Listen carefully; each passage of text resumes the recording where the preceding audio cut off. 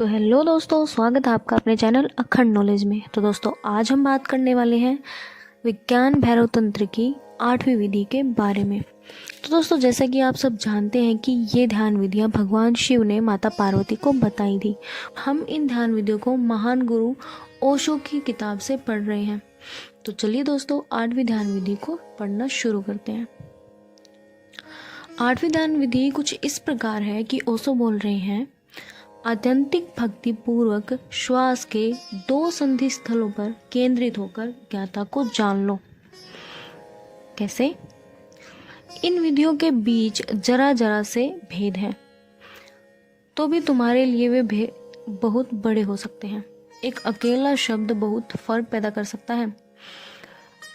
इसका मतलब ये है कि जो पिछली वाली विधियां हैं और ये वाली विधियां हैं, वो एक जो प्रैक्टिस करने वाला इंसान होता है उनको सेम सी लगेंगी, लेकिन इन विधियों में फ़र्क है बहुत ज़्यादा। बेशक ही एक ही शब्द का फ़र्क हो, लेकिन इन विधियों में जो प्रैक्टिस करने वाला इंसान होता है, जो अभ्यास करने वाला इंसान होता है, उनके लिए ये भेद बहुत ज़्यादा होता है। ये डिफरेंस मतलब बहुत ज़्यादा होता है।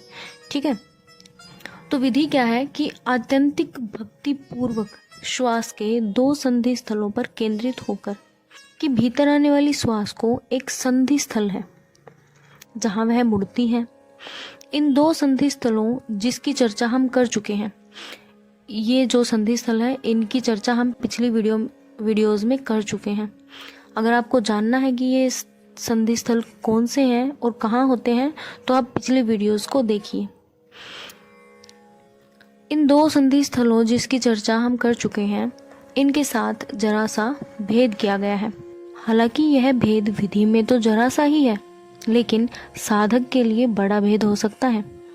केवल एक शर्त जोड़ दी गई है, आत्यंतिक भक्ति पूर्व, मतलब बहुत ही ज्यादा भक्ति भाव के साथ कोई काम करना। ठीक है, और पूरी विधि बदल गई है।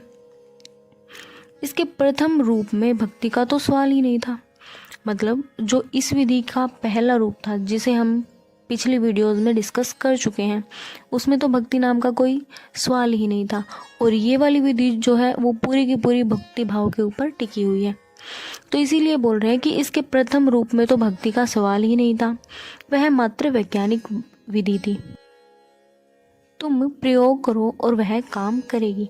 लेकिन लोग हैं जो ऐसी शुष्क वैज्ञानिक विधियों पर काम नहीं करेंगे। इसीलिए जो हृदय की ओर झुके हैं, जो भक्ति के जगत के हैं, उनके लिए जरा सा भेद किया गया है। आत्यंतिक भक्ति पूर्वक श्वास के 2 संधि स्थलों पर केंद्रित होकर ज्ञाता को जान लो। अगर तुम वैज्ञानिक रुझान के नहीं हो, अगर तुम्हारा मन वैज्ञानिक नहीं है, तो तुम इस विधि का प्रयोग कर सकते हो। आत्यंतिक भक्ति पूर्वक प्रेम और श्रद्धा के साथ श्वास के 2 संधि स्थलों पर केंद्रित होकर ज्ञाता को जान लो। यह कैसे संभव होगा?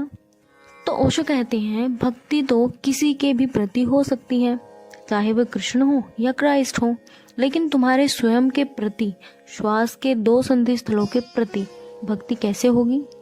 यह तत्व तो गैर भक्ति वाला है, लेकिन व्यक्ति व्यक्ति पर निर्भर करता है। तंत्र का कहना है कि शरीर मंदिर है। तुम्हारा शरीर परमात्मा का मंदिर है, उसका निवास स्थान है।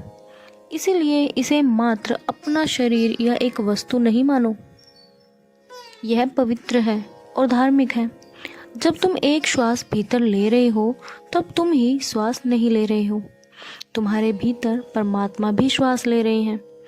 तुम चलते फिरते हो।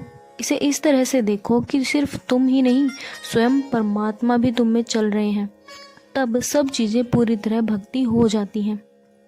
अनेक संतों के बारे में कहा जाता है कि वे अपने शरीर को प्रेम करते थे। वे उसके साथ ऐसा व्यवहार करते थे मानो वे शरीर उनकी प्रेमिकाओं के हों। तुम भी अपने शरीर को यह व्यवहार दे सकते हो, उसके साथ यंत्रवत व्यवहार भी कर सकते हो। वह भी एक रुझान है, एक दृष्टि है। या तो तुम इसे अपराधपूर्ण, पाप भरा और गंदा भी मान सकते हो, और इसे चमत्कार भी समझ सकते हो, परमात्मा का घर भी समझ सकते हो। यह तुम पर निर्भर करता है। यदि तुम अपने शरीर को मंदिर मान सको तो यह विधि तुम्हारे काम आ सकती है। आत्यंतिक भक्ति पूर्वक इसका प्रयोग करो। जब तुम भोजन कर रहे हो तब इसका प्रयोग करो। यह न सोचो कि तुम भोजन कर रहे हो, सोचो कि परमात्मा तुम्हारे अंदर भोजन कर रहे हैं, और तब परिवर्तन को देखो। तुम वही चीज़ खा रहे हो, लेकिन तुरंत सब कुछ बदल जाता है। अब तुम परमात्मा को भोजन दे रहे हो, तुम स्नान कर रहे हो। कितना मामूली सा काम है ना, लेकिन दृष्टि बदलो। अनुभव करो कि तुम अपने में परमात्मा को स्नान करा रहे हो। यह विधि तभी आसान हो जाएगी। तो अत्यंतिक भक्ति पूर्वक श्वास के 2 संधि स्थलों पर केंद्रित होकर ज्ञाता को जान लो। तो दोस्तों, इस ध्यान विधि में हमने 2 चीज़ों को जाना है।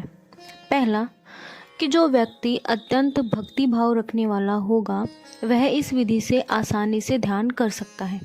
और दूसरा, यदि हम अपने शरीर को परमात्मा जानकर यह विधि करेंगे तो हम इसे और भी आसानी से कर सकते हैं। तो दोस्तों, अगर वीडियो अच्छी लगे तो वीडियो को लाइक, शेयर और कमेंट ज़रूर करना, और चैनल को सब्सक्राइब करना मत भूलना। तो हम मिलते हैं किसी नेक्स्ट वीडियो में, तब तक के लिए बाय।